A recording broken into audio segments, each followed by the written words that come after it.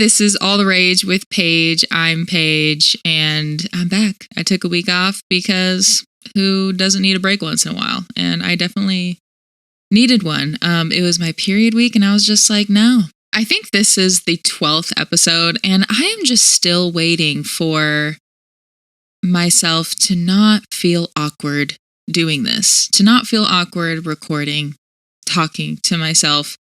And yeah, I have yet to be there. So just in case, you thought I should start a podcast, I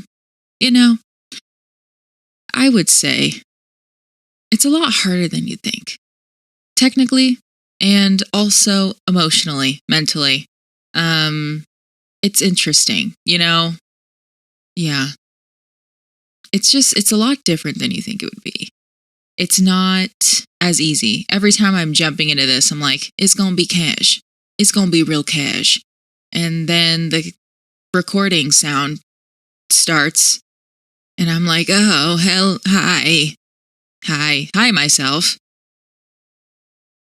And then I'm editing the episode, and I'm just having to hear myself say, watch myself take selfies. It's just,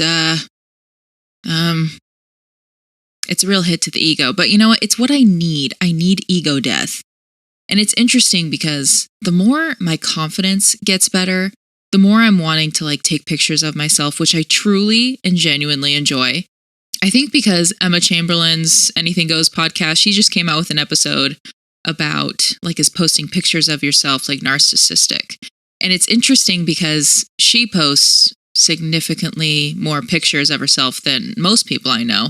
So it was kind of interesting that her stance was kind of in the middle. And I don't know if she touched on the amount she posts pictures of herself, but whatever. I don't actually care. But yeah, it just made me kind of reflect on, am I posting these pictures of myself for myself, or is it for validation or something? And truthfully, I don't think it is for validation, because I have noticed a pattern of the better the picture that I feel that it is of myself, the less engagement I get with it. I don't know what that is. But I did think okay, when I haven't engaged with somebody's picture of themselves, what are the feelings that pop up for me? And for me, sometimes I have this thought of it's so good that they're probably having so many people message them or, heart it and all of these things that what's another one? But then it's why not give them another one? What the hell? They look good. Give it to them. And thankfully, I do, for the most part, just give everybody a heart. But yeah, there are those very minor instances where those feelings of I'm not going to give him one. And I just want to suggest, reflecting on that, if that's something that you might notice. I feel like I'm hyper aware of those things of myself because I'm hypercritical of myself. And I'm so scared of being selfish, which is conflicting because I've hated myself all my life up until, I don't know, maybe 3 years ago. So it's interesting that I am so worried about appearing like I am obsessed with myself, though I brag about being obsessed with myself as a joke. I don't know. It's conflicting. Human behavior just does not make sense. Every time I think I've got it nailed down, especially when it comes to myself, I'm always wrong. There's just multi-layers and multi-reasonings, multi-perspectives in frickin' every single little thing. And it's really hard, I think, for all of us to wrap our brains around that there is not really much answers to anything. And that can be tough as a person, because I think as a person, our instinct is obviously survival. And I think a big part of that is having a sense of control over not only ourselves, but our environment and the people around us. We want to feel like we can have some sort of power into what things are going to, fold in our present, near future, and even our far ahead future. Isn't that kind of crazy that we seriously think that we could just, have 5-10 year plans and think that that is what success is going to be when we have various expectations? Even one single expectation is almost impossible. But I feel like when we have so many different expectations of our foreseeable future, it's only going to let us down, because there's just no way that all of them are going to come true the way that we think that they're going to. And if the steps that we take along the way aren't immediately getting to that end result, I think we can psych ourselves out that we're failing when it literally takes so many mistakes to get to any sort of goal. And speaking of goals, let's start with the polls that we did last week. You probably forgot already what the questions are, so don't worry. I'll let you know. I asked, how are you guys feeling about your goals this year? Even if you don't make New Year's resolutions. I think a lot of us do have general ideas for goals that we have in mind, or things that we would like to achieve in the near future. 41% of you said, I'm not doing the best, but I'm feeling optimistic. I was not surprised by this answer, because I think most of us are just really hard on ourselves. And like I was kind of touching on earlier, is I think if we're not going about our goals exactly the way that we fantasize them, I think that we see ourselves as failures, or that we're not going on the right path. But every single person is going to go on a different path. None of us can expect the journey, because if we could, what would be the point? I mean, if we knew exactly how to get to where we want to go, just think about how crazy that would be. First of all, no point. Whoa. First of all, there wouldn't be a point to living. Second, we would all be 1000% psychic. Again, boring. Third, we wouldn't learn anything. Fourth, I don't know, but I'm bored. I'm bored just thinking about that scenario. My throat croaked, and then as soon as I did that, I could hear an actual toad outside of our house croak. And I think we're best friends now. All right, so I asked you guys how you are feeling overall with your mindset right now, and 35% of you said that you're having steady progress, which is what I answered, and 35% of you also said that you're having a hard time right now, that you wish that you were doing better, but you're just having a hard time right now. I feel like overall, I'm pretty hard on myself when it comes to how my mindset is. On any given day, moment of the day, I feel like the thing that holds me back more than anything else when it comes to my mental health, my mindset, is the critical aspect of realizing that it's my mindset and myself that is making me stay in a certain feeling or situation, what have you. And I think if we take the criticism out of that scenario, if I'm just realizing oh, hey, probably could think about this a different way, that's not going to rile you up as much, get you through the feeling a lot smoother, and, you could still learn without having a big reaction, or, doing something that you wish that you could have done better. So that would be my suggestion for you. Is any of you that notice, oh, I'm going back to old patterns, just, hear my voice say, hey, baby, chill, take a breather, give yourself a hug and some love, and keep going. What is your biggest focus for this year or the, near future? And 50% of you said that your focus is on habits and addictions. I was kind of surprised by that. I honestly thought that even if some of you were focusing on that the most, that you might not answer it just because addiction is obviously, kind of an intense word. But I think a lot of us are realizing that the habits and addictions are kind of like one and the same, and that we have all sorts of addictions: coffee, sugar, venting, taking selfies, opening up a book and never finishing it. Am I just talking about my life? Anyway, we all got a bunch of toxic shit, right? So it makes sense that a lot of us are kind of reconsidering these things.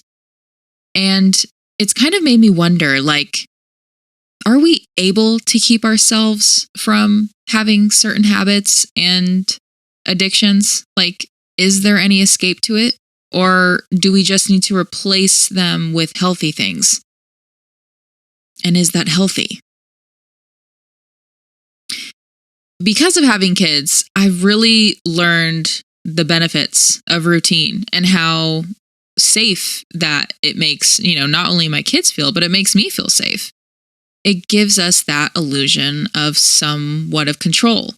But it also helps me to remember a lot more like self-care things. It helps me to remember to check in on myself, or I feel like it gives me an easier ability to like reset when I have gotten into an old pattern or my mindset has gone in the wrong direction. So I don't know. I'm kind of undecided when it comes to this subject, but I definitely think that there are benefits to thinking of our addictions in the ways of habits and thinking, what can I do to replace this feeling? What is it that is pulling me to do this behavior over and over again? And with a lot of things that I've quit in the past, alcohol being the biggest one for sure.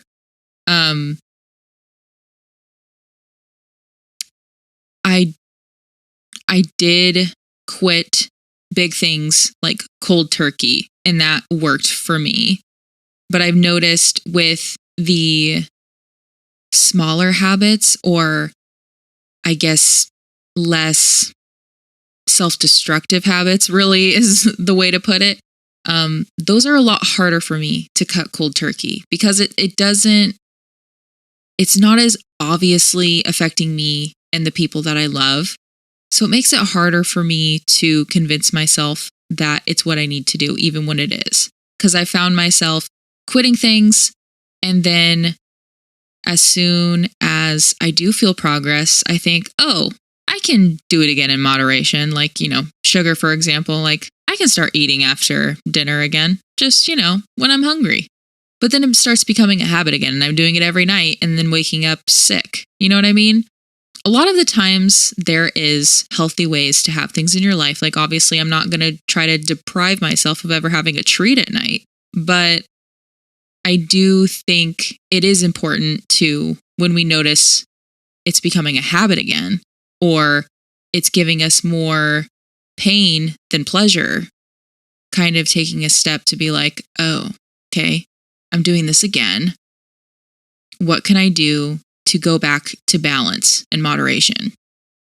For the example that I'm giving, I think just even taking the time to ask myself, am I eating out of wanting comfort? Am I eating out of being hungry? Am I eating out of boredom? And then kind of going from there. Well, how do I feel about that? If I'm just bored, I'd rather not feel sick tomorrow morning.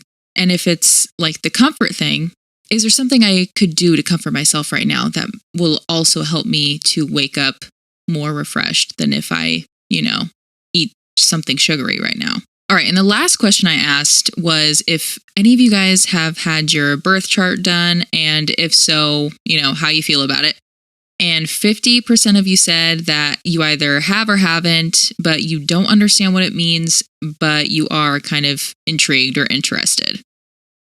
And 44% of you said that you have gotten one and that you loved it. I am definitely in that category. I haven't had anyone read my birth chart because I think everything is a scam. So I'm very much a person that wants to do it on my own and get my own information so that I can have my own opinion and know for sure that I'm not just basing it on what one other person is saying, That's just me, though. Maybe it's in my chart somewhere. The reason I'm bringing it up is because I probably never would have taken anything like this seriously. But the more that I'm learning about astrology and, just spiritual avenues in general, I'm just becoming a lot more intrigued in these things and a lot more open-minded. And I feel like I've always been pretty open-minded, but actually kind of like dipping my toe in, actually educating myself on these things is definitely opening my mind in a more real way that is definitely enjoyable. So just to kind of give you guys like a little bit of info on this, if you don't know about birth charts, they essentially use your birth location. You can get very specific. I think on mine, I even put the hospital that I was born at. You kind of need to know what time you were born. And unfortunately, this can be where a lot of people get stuck. Yeah, and then your birth date, which hopefully you know. But yeah, so just to not bore you all with a million different descriptions and things like that, I'm just going to go over the sun, moon, and rising sign just as, a basic introduction of the things that you would find out on your birth chart. Our sun sign is the one that most of us know about because we know that based on our birth date. And this sun sign is essentially our core identity, and it's the source of our ego and a lot of our primary motivations in life. Our rising sign is the energy that we give off to the world. So it's kind of like our mask or the way that people perceive us. And our moon signs is like our kind of more of our inner world, our emotional nature. And I've even heard theories of our moon sign showing us kind of our inner child or things that we need to nurture for our inner child. There's so many different categories on the birth chart that I think not a lot of people know about. It'll show you what career path you should go on, what your strengths are for creative outlets, all sorts of things. What people gravitate towards you, what people you gravitate towards. There's just a lot of information on there. I haven't even, I feel been able to fully dive into mine. I've gone into each category. I've even made a visual chart for myself because I'm really trying to figure out how to read the whole thing. And I don't think it's as complicated as we perceive it from the start, but it's just a lot of new things that we have to learn and memorize, I guess. Kind of like any of the other spiritual things that I'm looking into, I'm kind of taking it with, a lot of enthusiasm, but also kind of with a grain of salt, because I am definitely someone that doesn't just outright believe in anything, because I do strongly believe that we don't know that much and that there's so much more for us to accept and learn and all of those things. But the thing that I very much do enjoy about the birth chart is that, kind of like with tarot, I see it as kind of confirmation and validation for my experience, because the amount of coincidences that are on here, and just it kind of helps you know oh, I do feel this way about myself, or no, that's not me. It just kind of gives me a little more, it gives me a little more clarity on how I'm currently feeling about myself, about my life, and where I see things going in the near future, which I think is helpful. So yeah, it might be something for you to look at. All right, moving into our loves and loves of the week. I forgot to ask you guys for your loves and loves, I think. I don't know. I don't remember, to be honest. But here's mine. So my first love of the week is physical touch. I feel like I have underrated physical touch all my life because it has always made me very uncomfortable. I was never a fan of PDA. It made me uncomfortable. And yeah, I don't know. I'm not a big snuggler.